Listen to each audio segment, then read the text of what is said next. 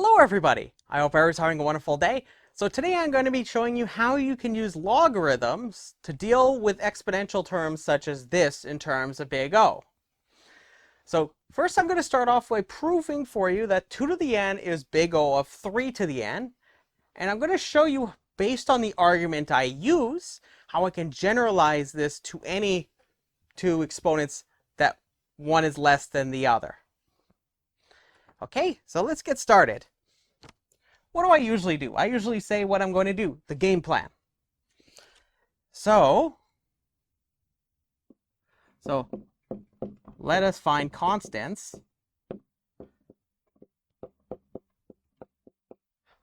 Constant c, which is a positive real number, and n0, which is a what? It's a positive integer.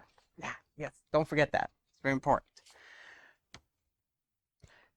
So we have to find these two constants, comma, such that for all n greater or equal to n0, what?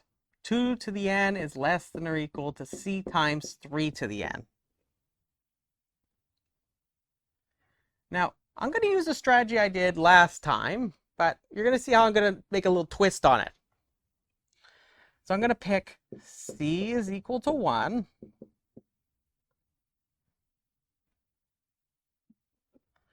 Now I'm going to apply logarithms to both sides. Apply logarithms to both sides of the inequality.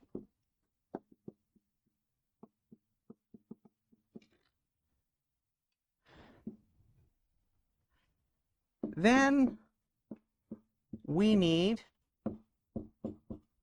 to find n0 such that log base 2 of 2 to the power of n is less than or equal to log base 2 of 3 to the power of n. So does anybody see any ideas what I can do here? The power rule, right? We think about the power rule of logarithms.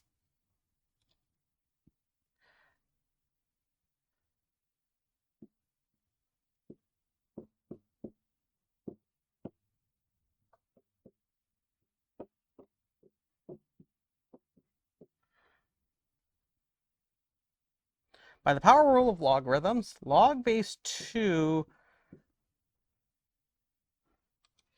Actually, I missed a quantifier. This is one thing I really want to make sure you take notice of, is that this has to be true for all n.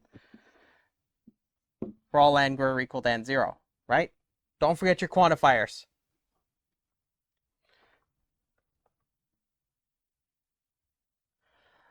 Log base 2 of 2 to the power of n is less than or equal to log base 2 of 3 to the power of n if and only if the following.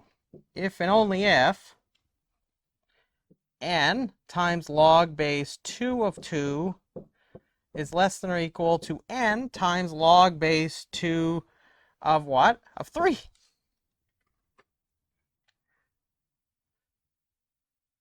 But you'd agree with me as well that there's n on both sides of this inequality, right? And we know n is positive.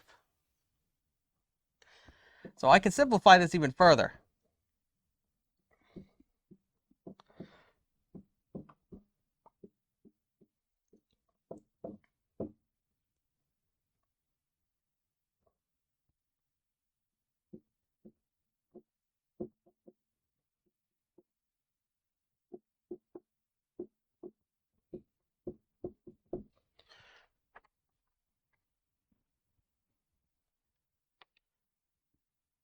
But notice that we can simplify this because there's n on both sides of this inequality. I'm going to divide by n on both sides, and I end up with log base 2 of 2 is less than or equal to log base 2 of 3. Now, is this a true statement for all n is greater or equal to 1? The answer is, of course, yes, because this is equal to 1. And remember, Logarithms are non-decreasing functions. Like if I write log like this is a non-decreasing function, meaning that this is strictly bigger than 1. Implying that this inequality holds no matter what n is, as long as n is greater or equal to 1, which is what we've defined and what we're talking about.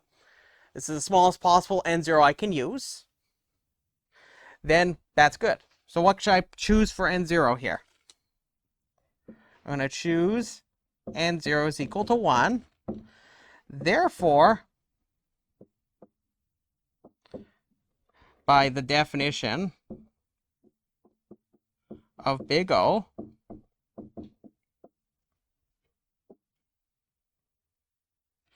two to the power of n is big O of 3 to the power of n. Bingo, we're done. Notice how I use logarithms to come up with a much simpler statement that is as easy as just pointing at what the function is and observing a very basic property it has. So we can say this because logarithms are non-decreasing functions. In particular, we know that logarithms are increasing functions. So we don't necessarily need it to be strictly less than on that last inequality. It can be less than or equal. Now, before I wrap things up here, I really want to look at this proof, and I want to think mathematically a little bit about this. Am I happy enough with this proof? No. If you see something that is true, maybe it might be true more generally. So what I'm going to do is I'm going to generalize this statement.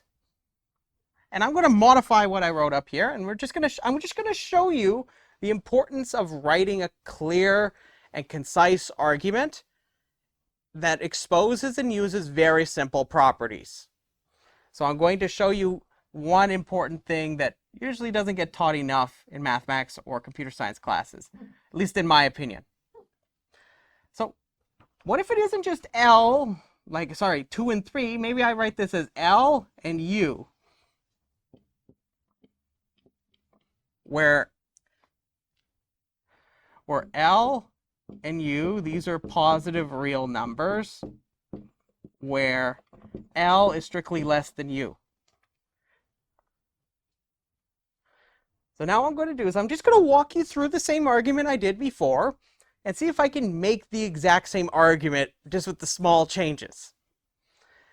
So I have this part. This is all fine. I changed the 2 to L. Find and replace all of these. L and U. I'm going to pick C is equal to 1 like I did before. Why did I do that? It's because I knew there was some inherent property that the logarithmic function would have, which would correspond to me talking about these exponential terms. So I pick C is equal to 1, then I apply logs to both sides. So I can still do this. Then I need to find n0 such that this L and U. So that's still true, right? I'm still arguing the exact same thing. And I use the power rule, right? So we agreed that if I use the power rule, and this is indeed a positive real number, I can write L and U like this. And then I can say, hey, K, okay, this would become, oh, we run into a problem that's going to make things a lot harder for us. Should this be should the base be 2?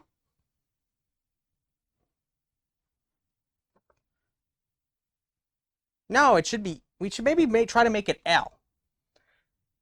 Now, a real question I have is, should it be that it's any positive real numbers? Let's keep it so that we know that, this is one thing I really want you to observe, is that maybe it should be that L should be strictly bigger than 1. Once you know it's bigger than 1, we know that we can use it as a valid base for a logarithm. So now I'm going to just simply rewrite these logarithmic terms. I really just want to show you how somebody could look at an argument and try to generalize it. So now instead of using base 2, I'm going to use base L.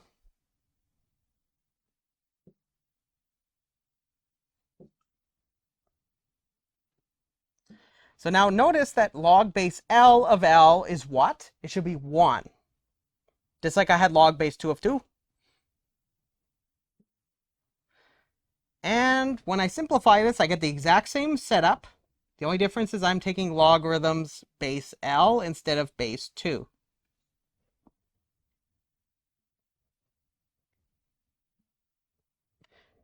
And the exact same thing all sets up.